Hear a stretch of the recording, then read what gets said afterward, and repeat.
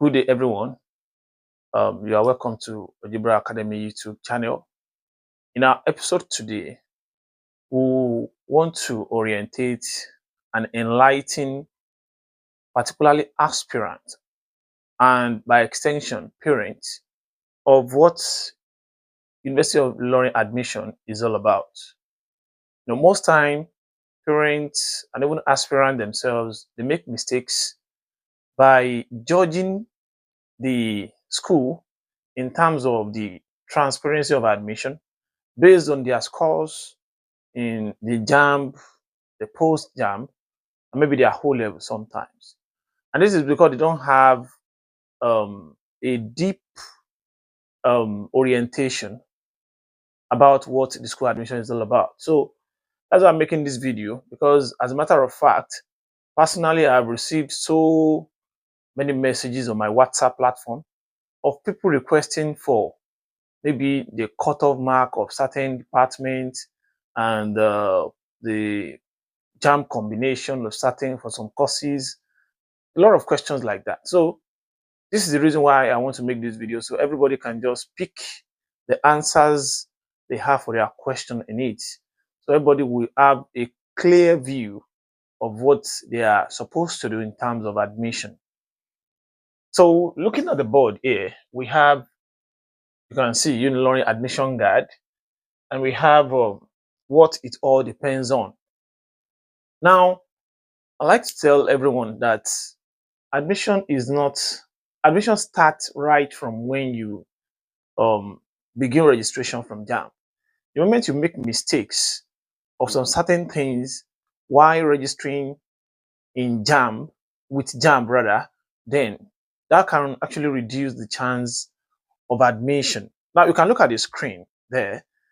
You can see an aspirant that picked pharmacy, and she picked mathematics, English, chemistry, and biology.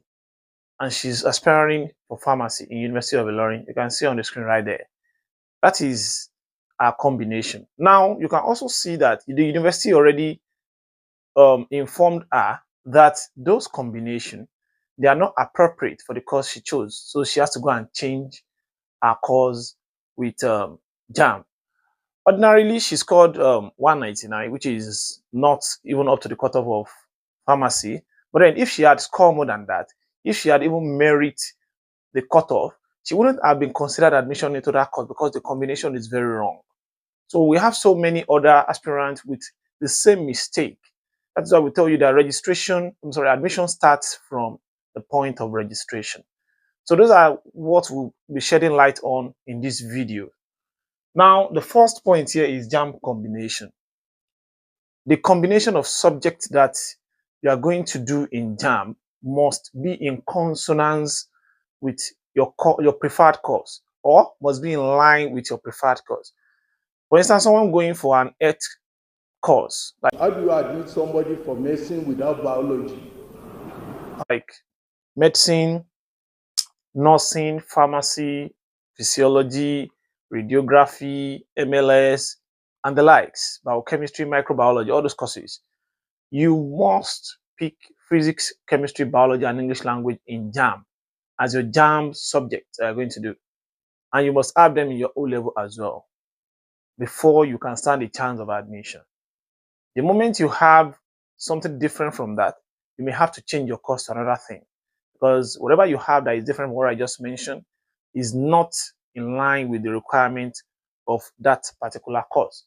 And if you're going for an engineering course, then you know it is very compulsory for you to do mathematics, physics, chemistry, and English. So your choice of subject should be in line with your choice of course as well. So that is about JAMB combination. The moment your JAMB combination is wrong, you may not be considered admission into that course that you're applying into.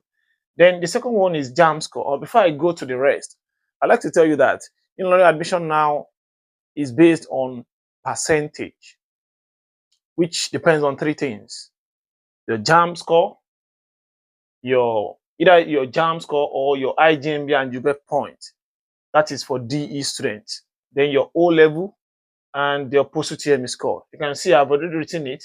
JAMB score is 50%, O level is 20%, and your post UTME is 30%. There's a way to calculate all these things, and the breakdown is already on the board. Your JAM score, whatever you score in JAM divided by 8, it gives you your percentage, which 50 is the highest that anyone can have. 400 divided by 50, because 400 is the overall score in JAM, divided by 8 is going to give you 50. So whatever your score is in JAM divided by 8 will give you a certain percentage. Then you put that one down somewhere. Then if you are a DE student, that means you are not writing JAM. You are either using IGMB or JUPEB. So IGMB and JUPEB, they have a total score of 16. If you have AAA, which is 555. A is grade 5, B is 4, C is 3, D is 2, and E is 1. Well, I'm using A as a case study. That means you have 15. And you know, in IJMB, the moment you don't have F in any of the subjects, you'll be given a bonus point. So the bonus point makes it 16. So the overall score in IJMB or GPEP is 16. So whatever your point is, you may not have up to 16. You may have another grade. You total it together, whatever it is, divided by 16, multiplied by 50. It will give you your own percentage as a DE student. But it's still the same 50-50 for both JAM and DE. So you also write that somewhere for DE student. So for your O level now, you can look at the screen. You see the breakdown of O level. Your A1 is 4.0, B is 3.6, C is like that. You can see it on the screen as it is arranged there like that. So that is how you calculate for your whole level. It is just 5 relevant subjects you need, not all the 9 subjects you did in your O level. There are some certain subjects peculiar to your course of choice. You will have even seen it in your registration slip. After registering for Unilorin Post UTME, you will have picked best 5 O levels. They will pick it sideways. You will see they will arrange it. Those are the subjects you'll be using to calculate your point for O level. And total will be 20%, because if you have A1 all through, that's in 5 places, and A1 is 4.0 multiplied by 5 is going to give you 20. Like that. You write that one somewhere. Then down to post UTME score. Whatever you score in your post UTME is always over 100 on Unilorin portal. Whatever you score as your post UTME score on Unilorin portal is over 100. So to convert that to percentage, which is 30%, to be whatever your score is divided by 100 multiplied by 30.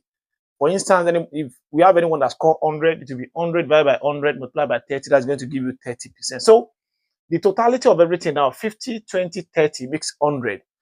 Now, when you total the all together, you will have a certain percentage. And logically, you will know if you stand a chance of admission or not. Now, that means there is something we need to take note of.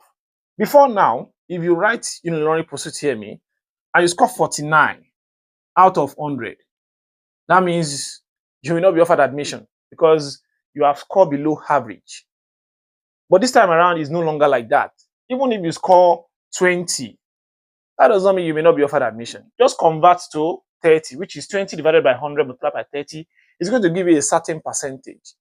It may be complemented by other scores from JAMB and O level. Who knows?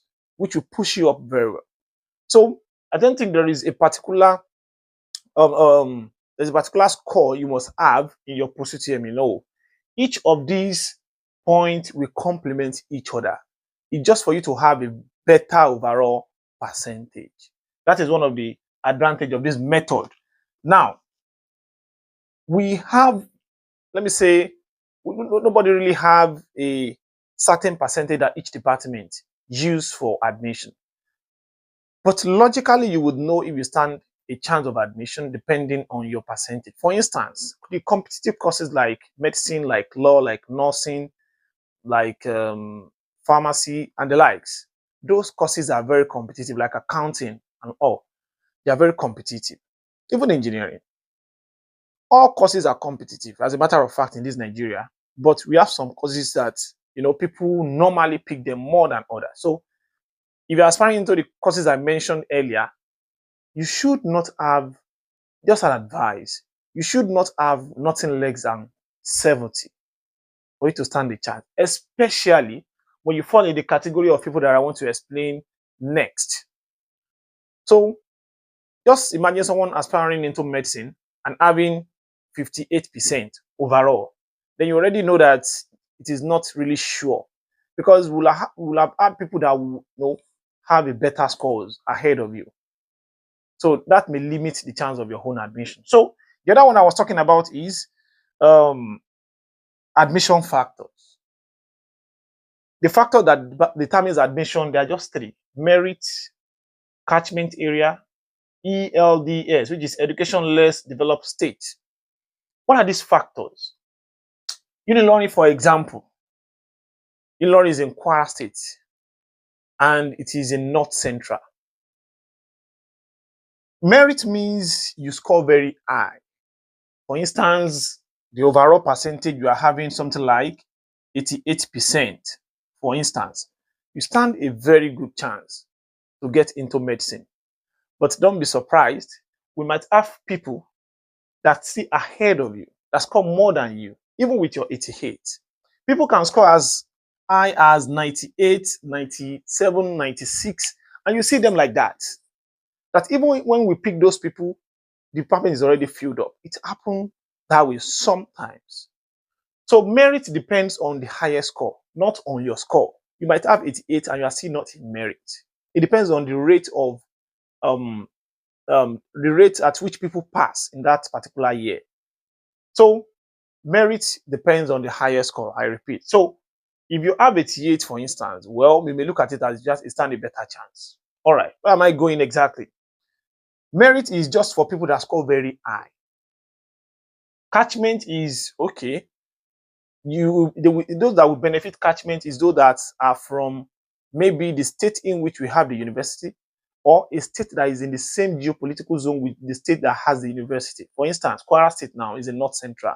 Every other state that falls in that geopolitical zone, North Central, will benefit admission within Unilorin, like Kogi State, like Niger State, like Benue State, like which other state? I don't know. You can check the geopolitical, the North Central states. Anyone from those states will enjoy catchment area. That means if Unilorin is considering 90% for a certain course, and someone from Kogi has 80%, the person might enjoy admission because it's from the catchment area. That's just the benefit of going to school within your own geopolitical zone. ELDS, it means if you are from a state that is educationally less developed, they might want to encourage education in that state and start admitting people from there too as well. This boils down to the fact that if you are from Osun State, or your state, or Lagos State, or Ekiti State, or Ogun State. You come from Ogun, where I come from, and you now say you must go to University of Ilorin. If you go to University of Ilorin, once you are not on the merit list, you are lost. They will never enjoy catchment area with Unilorin. All those states as well, they are not educationally less developed. So if I'm from Oyo, Osun, Lagos, Ogun, Ekiti, you can only enter Unilorin by merit. You cannot enter by catchment, and those states are not educationally less developed. That means if you are coming from those areas, then you should set your goal very high. So that if you are coming in, you come in as merit. Because you not be considered for catchment, you not be considered for education less developed state. So that is one of what people don't consider sometimes when admission is being offered. Because you feel like, okay, Osun and Kwara, they share boundary. Even if they share boundary, they are not in the same geopolitical zone. So you not be considered as one of the catchment. So if you are coming in, then you should be considered as merit. Anything apart from merit, then you may not be considered for admission. So I think with all these explanation, I will have answered a lot of questions that I normally get in my DM, especially on my WhatsApp platform. So just watch this video, and if you have any question that is still bothering you after this explanation, then you can just send to me on my WhatsApp platform, which the number is displaying on the screen, or let me know in the comment section. Please subscribe, like, and share our videos. Thank you.